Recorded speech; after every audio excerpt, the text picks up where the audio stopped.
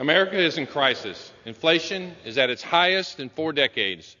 Drugs, weapons, and all other manner of contraband, along with hundreds of thousands of unvetted migrants, are pouring over our southern border with almost no resistance.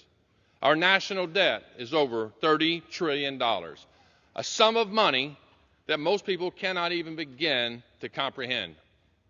Suffice to say, the past 18 months of Democratic rule have been a disaster.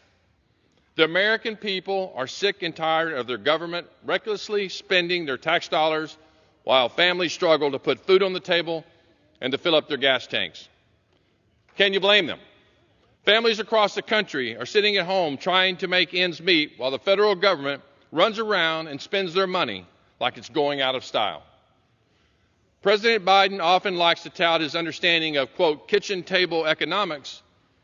However, the so-called budget that the president produced a few months ago never balances and adds trillions of dollars to our national debt over the next 10 years. There isn't a single kitchen table in the country where you can spend more than you make year after year and survive financially.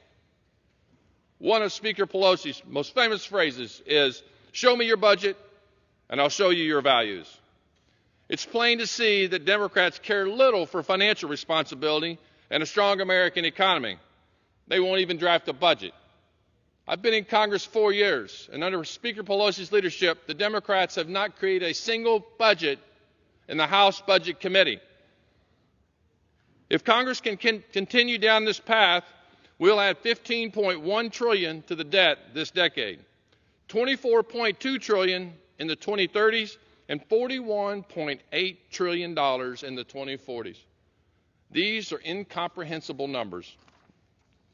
It's long past time to return to a state of fiscal stability.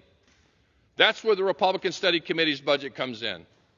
Our blueprint to save America isn't just hyperbole. It's a no-nonsense plan that slashes spending, reduces deficits, and bolsters our economy. All things that the president's budget fails to do.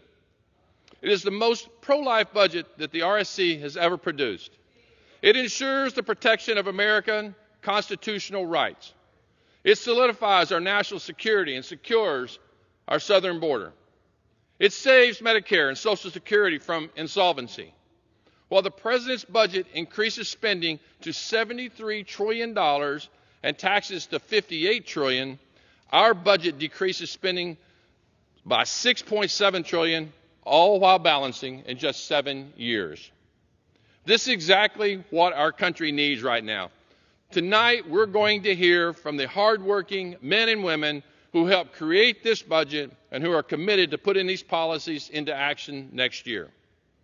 I'd like to thank all of the members of the Budget and Spending Task Force and for all their extremely hard work over the past months, as well as Chairman Jim Banks for trusting me with chairing this task force for a second year.